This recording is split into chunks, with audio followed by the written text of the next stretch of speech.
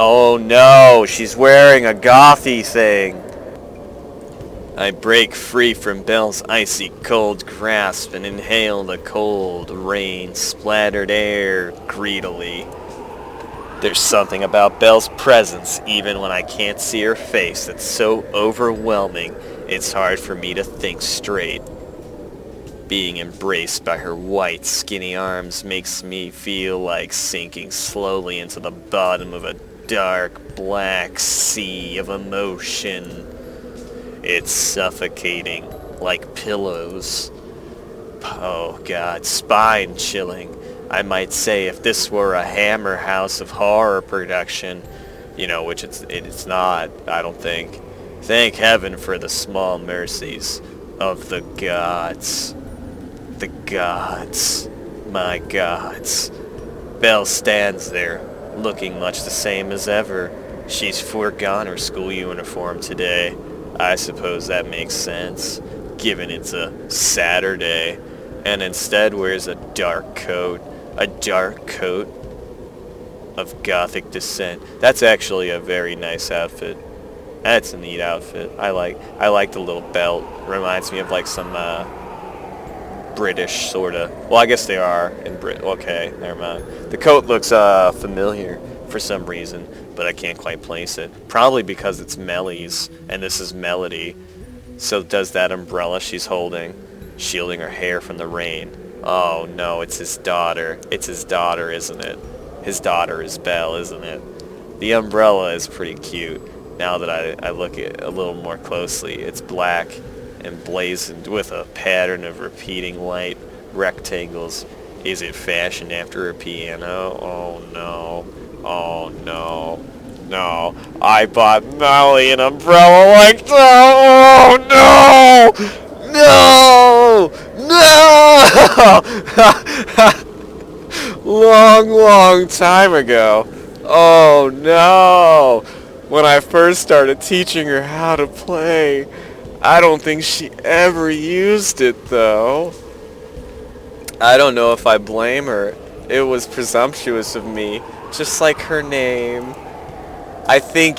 Oh god, no. Oh, it's her, isn't it? It's his daughter.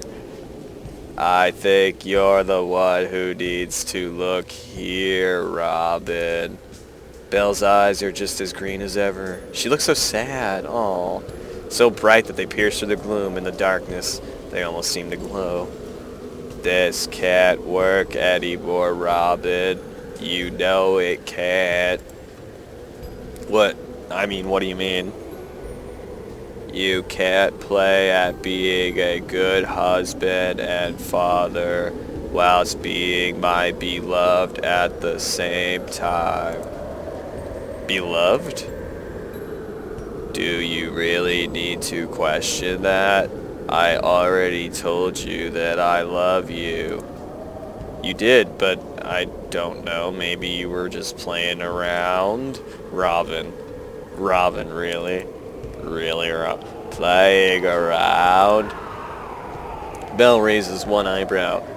Gone are her mischievous smiles, her light-hearted laughter. I kind of miss it. I don't like this new Belle that just happened like a second ago, serious and intense, with those huge eyes that refuse to blink no matter how long I stare into them. God, bitch doesn't blink! I knew it! I knew she didn't blink. I called that shit forever ago. That's so sad. Even though I explained my feelings to you, you still don't understand. You don't understand at all, Robin. I've always been rather dense. Sally was the one who asked me out first. She was chasing after me for weeks and I didn't realize. Oh.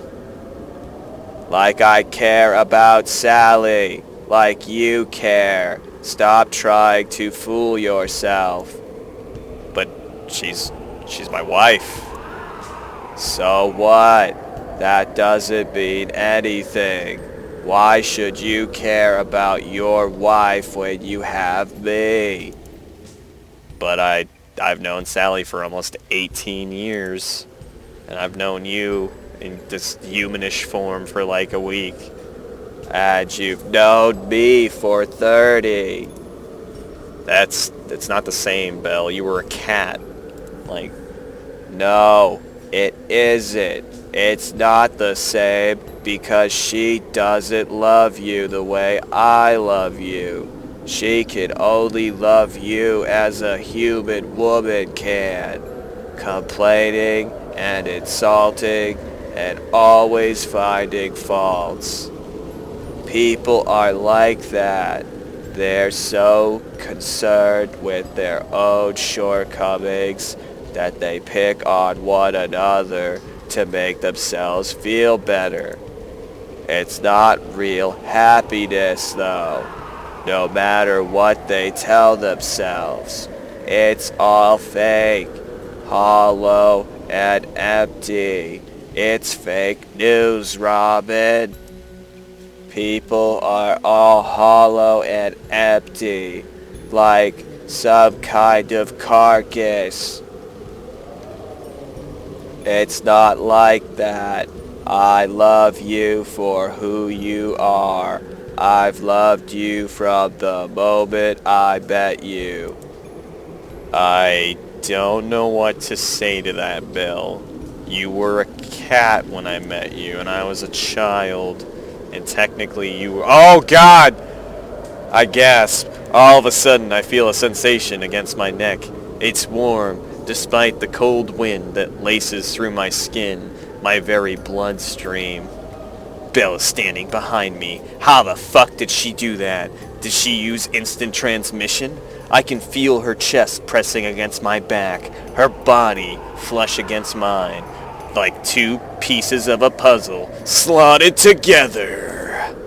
Gone is their umbrella, no longer a Rihanna. I see it out of the corner of my eyes, lying discarded on the ground like a squirrel. It's a shame. I liked that umbrella. I really did. It's just like the one I got oh, wait a minute. Wait a minute. You just now realizing, Robin? It's hard to talk. Hard to even think. There are lips against my chin, my collarbone, trailing down my neck. Belle is pressed and kisses against my skin fervently, hungrily, as though trying to claim every bit of my body for her own. But then I had a pimp slap that bitch and tell her, no! Be gone, thought! I feel like a heroine in some kind of horror story, like poor Lucy Westerana, who had her blood drained by Bram Stoker's mysterious Count Chocula. I was right. I don't need a vampire. I've already got a demon devil fucking Cthulhu demon of my own, who's doing her damnedest hardest to drag me down into the pearly red fucking devilly gates of hell. Oh my god. The burning kisses combined with the icy rain makes me tremble. It's like throwing a patch of icy hot on your neck. My knees feel weak. I can hardly stand. It feels good. I'm sickened with myself that it feels so damn good, but it does, and I can't help it. It's getting hard to breathe, like the police are pinning me down. Ah! I taste the rain on my tongue. God, all of a sudden I recall what happened years and years ago when I was trying to tread water in Great Aunt Clarice's lake, even though my head kept bobbing under and I couldn't feel my fingertips anymore. I'm drowning again, drowning in pussy, because it's a cat girl. I almost gave my life for Belle 30 years ago. Now she's come back. I fucking told you she came back to finish the job. I told you! I called it! Ah! I told you before, Robin. I'd kill you last. Belle draws her lips away from my neck, her fingers digging into my shoulders. I feel her breath against my bruised skin, sticky with saliva and something else, and falling rain, and it makes me tremble all the more. I'm a selfish girl. I don't like sharing, so I killed your daughter and then your wife. Oh God, another kiss. That's the part that freaks me out the most. I'm the most selfish girl who ever lived, and who ever shall live. I can't stand watching you with your wife together like that. Both of you smiling. It turns my stomach. It makes me want to kill her. Murder, Robin. I'll fucking do it again. But Belle, I wish I could reply with something, anything, but I can't. It's not possible. The words die in my throat, lost among the sound of the wind and the rain and the soft sucking noises of Belle's lips against my neck. My God. Women, if you ever want to paralyze a man, just suck on his neck. Apparently that'll just stop him in his tracks, or something like a taser, with your mouth. I wonder if this will leave a bruise. Now how the hell do I explain that to Sally? Maybe I could tell her Count Dracula got me. The real one, not Count Chocula, the Belagola Luigi. What? Who is dead after all? But if he was a vampire, he would already be dead anyway. That would probably be more believable than the truth. Please, Robin. Belle nips at my flesh with her teeth. Make up your mind. You need to choose between the two of us. It's rude to string two women along like this. If you're not careful, you'll break my heart, Robin. And then I'll never forgive you. And I'll abandon you like a stray dog after I kill your family. But why? Why now? Why all of a sudden would you want to murder my family? I don't know. Maybe I'm just a psychopath. I did tell you I was the devil, right? Maybe it was because I kissed you yesterday. I can kinda wanna murder people after kisses. It's like a weird fetish, Robin.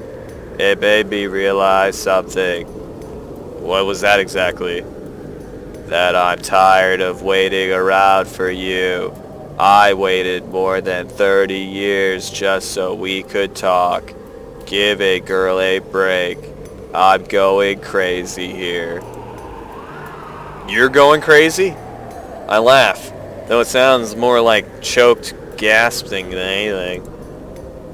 What do you think you're doing to me, huh, you crazy devil?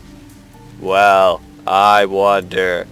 Belle giggles, her voice light and sing-song, and presses yet another kiss to my neck. Ah, no, not my neck! I turn, shaking. My body is far too heavy. It's hard for me to move. It doesn't do what I want it to do. I swear it isn't my fault. She was the one that came on to me! Yeah, right, like that's ever gonna hold up in court. Oh god. There's a good reason for it, too. That's because most people don't know about spirits or demons, or whatever the fuck Belle actually is. I'd look like a deluded freak if I tried to explain this in any rational way. There's no rational explanation to give. My breathing is ragged, my chest rises and falls, but no matter how hard I inhale, I can't get enough oxygen to my brain. My small brain. My skin is still prickling. So please, make up your mind soon, Robin. But remember... Remember what?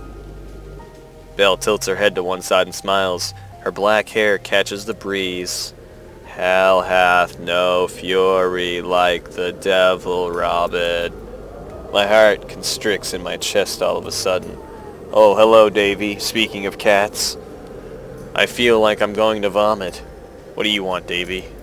You want to watch this visual novel with me? You want to read it with me? What on earth have I done? You let one demonic cat into your life and suddenly everything starts to fall apart. Hey, don't climb on that. Don't do that. No! Cats, why do you do this? Well, bye-bye. Oh. Well, bye-bye, Robin. I'll see you again soon. Yeah, alright, leave. Bye. And with that, farewell, which sounds rather more ominous than her tilting, lilting tone would give one to suggest. Belle turns on her heels, and walks away on those heelies. She rolls away on the heelies. She rolled, see, I told you. I watch as she departs, staring for some reason at that umbrella, clenched firmly in her hand. How strange. How bizarre. Not really. Once more, I can't sleep. Maybe it's because of my encounter with Belle earlier. Maybe it's because she kissed me. I managed to hide my ravaged neck from Sally throughout the day, but the proof of Belle's merciless assault was made more than apparent when I examined my neck in the confines of the bathroom. Oh God, Belle wasn't joking when she said she was possessive. If her kisses had been any harder, she would have gouged a chunk out of my flesh. I wouldn't have a bruise to worry about, but a gaping hole. Oh man, just like Belle's gonna have. Oh no. The kisses combined with her own circular, cycling thoughts made it impossible to sleep. I can't stop thinking about her, that crazy gothic bitch. Man, gothic chicks are hot, right? I mean, except for the crazy ones that want to murder your entire family. Look at all these memories we have of her sexually assaulting me and, like, fucking threatening my life and my family. Oh man, what great times. Hell hath no fury, she told me, a small smile on her face. Sally said much of the same thing. I think Sally meant it as a playful jest, but I can't be too sure about Belle. Knowing her, she could have been serious. Belle did say some cultures refer to her kind as demons, or the devil. Maybe she really is an eldritch monster. Well, she was right about one thing. This has gone too far for far too long enough. Oh my god, I need to find out what she wants. Not just for my sake, but for Sally and Mellie's too.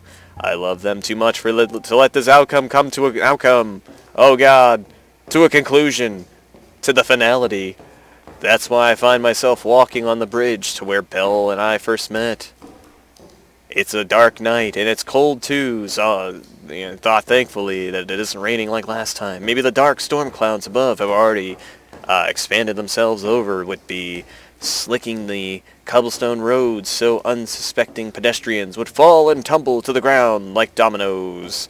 You ever see somebody fall over and you kind of have a little giggle to yourself and you're happy that it's not you? You're probably a schadenfreude.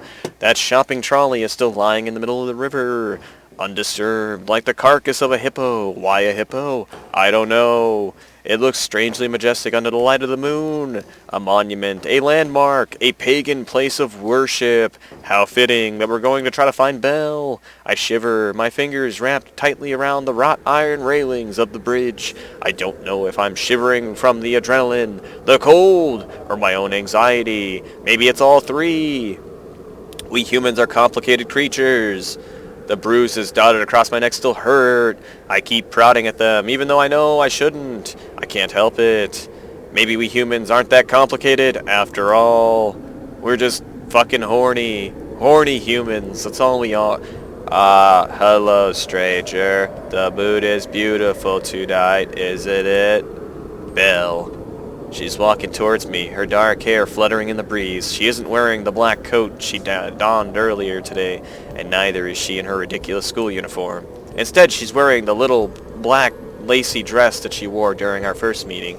I don't know why. Maybe it's symbolic of the last meeting we'll have ever, because she's going to kill me. That black dress makes her skin look whiter than ever. Her slender arms are still at her sides, like bundles of sticks or bleached bones. She must have approached me silently, so silently, while I was still lost in thought, busy prodding those bruises she left behind. Her footsteps are silent even now, lots of silence, like that of the cat. She doesn't make any noise, not even as the wind plays through her hair or tugs at her skirt. That's a nice dress, by the way, Belle. It looks nice. I'm so happy, Robin.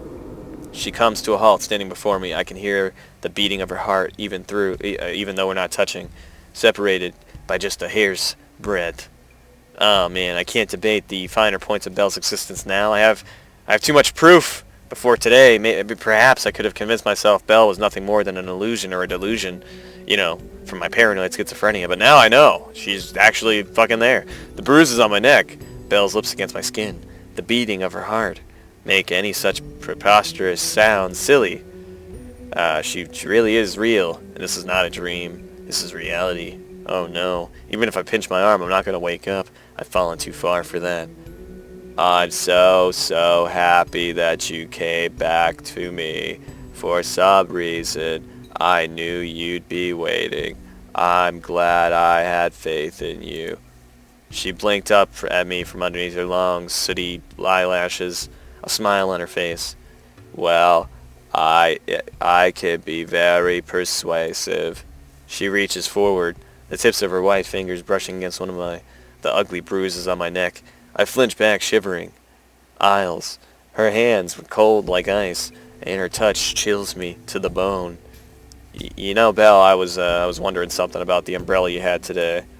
But Belle places one finger against my lips, silencing me. Her touch is so icy, it draws my breath out of my lungs. Let's go. I want to take you somewhere. To where? Where do you want to go? I'm stuttering. I can't help it. I can't say anything to her. I can't fight against her. She was right. I already belonged to her. Captivated by those demon devil eyes, mesmerized in them. All it took was one glance into those eyes and I'm under her spell. I told you. She might have taken the form of a black cat, but she's now familiar. She would make more than an adequate witch. Oh, don't look so worried. I'm not going to do anything bad, like castrate you. What? No? Okay. I hate myself for feeling this way, but I'm almost disappointed. Almost. What the hell has this girl done to me? No, it's not anything you don't want. Oh, right, Belle. Okay.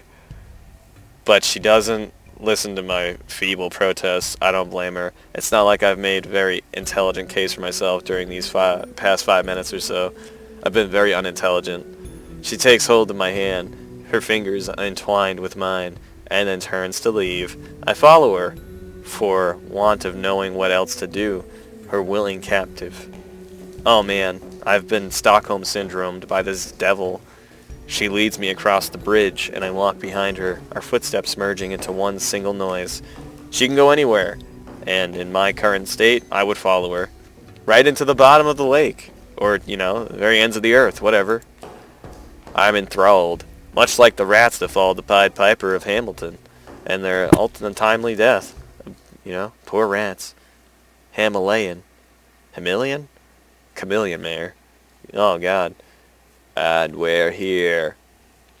I blinked looking around. I was so lost in my own thoughts, slowly and syrupy, and I completely forgot to pay attention to my surroundings.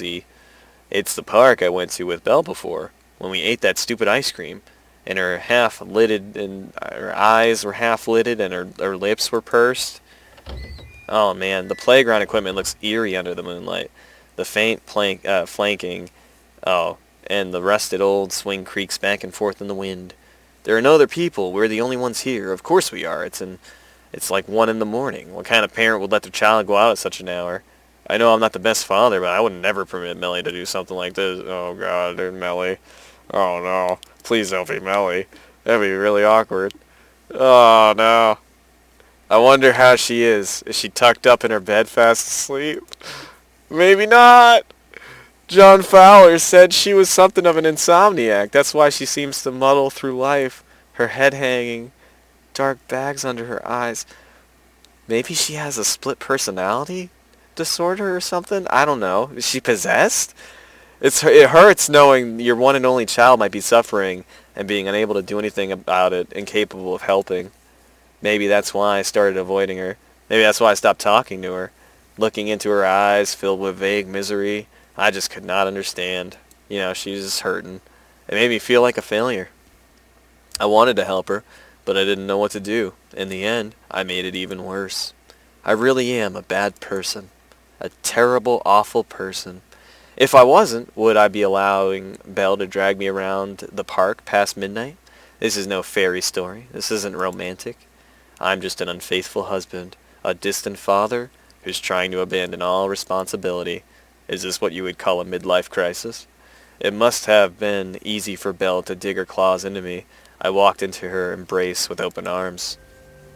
That evil catgirl devil, my God. Robin, I really do love you. But why? Because you're letting me. Because from the moment we met, you decided to open your heart to me. Oh, God, I can't deny it. It's true. I made this game of cat and mouse rather easy, didn't I?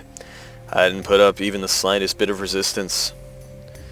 Belle's hand gripped mine tight. Oh man, so tight. She looks up at me with those large emerald eyes, emerald green devil demon eyes. A small smile tugged at the corner of her lips. Ugh. I already told you, Robin. You're all mine. I'm not going to let you get away now. Uh-oh. And with that, she gets on the tips of her toes. She might be a demon or the devil, but she's still too short to reach my lips unaided.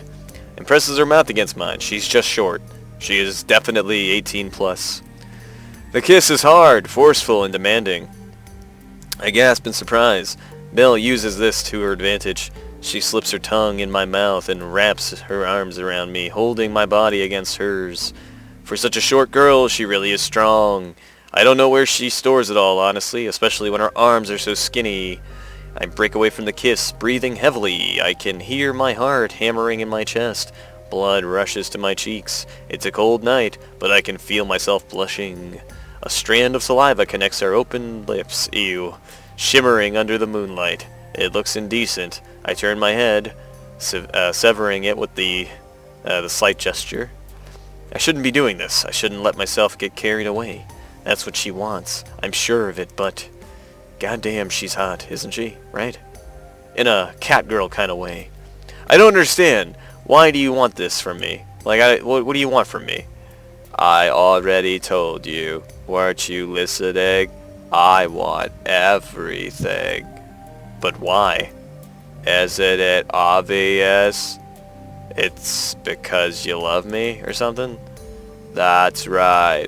I love you more than anybody ever has done, Robin, and anybody ever will. But I still don't understand. I really don't. It's very confusing.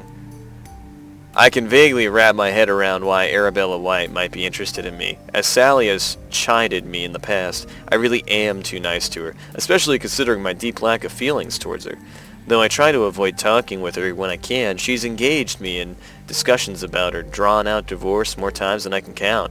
The fact that I've complimented her on her appearance a few times in the past, I can't help it. She's a very pretty woman, and let her cry on my chest at Costa last weekend probably didn't help. But I don't understand why Belle likes me so much. It's true that I tried to save her, but the fact remains that I didn't. I didn't do a damn thing, unless you want to count nearly drowning. Wow, okay, yeah. Ooh, oof. I wonder if she likes that in a man. Being pathetic and hopeless. I'm certainly not offering much resistance against her onslaught right now. Maybe it's because despite my protest, I don't want to. I don't know what I want. It's all so confusing. My head is starting to hurt. There are far too many things to keep track of. Too many things to feel guilty about. Oh, I know, right? It would be easier to forget and just focus on sensations. The none too soft sucking against my swollen lower lip, but how can I? Oh man, Robin, you're crazy, bro. Belle, I don't think you should be doing this. I can do what I want, Robin. But at the very least, I shouldn't be doing this. I mean, I'm married.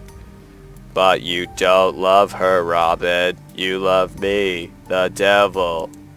Belle, you don't love her like you love me, Robin. How could I possibly love you? I've only known you for like a few days. Maybe, but that can all change. I want it to, Robin. Belle, you're being kinda... I mean... Shh. I'm not a fan of all this talk. Humans all talk too much, Robin. Why do you have to try to rationalize every little thing? Just enjoy it. Okay. I mean... Belle presses her lips against mine once more. I feel lightheaded. It's hard to breathe. I think I'm gonna pass out. It's a cold night and Belle's touch is frigid, but her lips are so fucking warm. It's melting. Melting like some kind of ice cream on the ground and the ants. Oh, Better Call Saul's great. Belle guides me to a secluded corner of the park, overcast by trees. The moonlight makes her skin shiny, milky white. Oh man. Belle leans forward, pressing her lips against the hollow shell of my ear. Her breath glides across my skin. Her fingers are trailing down my chest, towards my crotch, insistent and needy. I don't want this. I don't think I do, but, hello? She squeezes hard and I gasp. You like this, right? You like me, don't you, Robin? I don't know what to say. What can I even say? Even if I refute her, the way my body's reacting should make it obvious enough. Oh.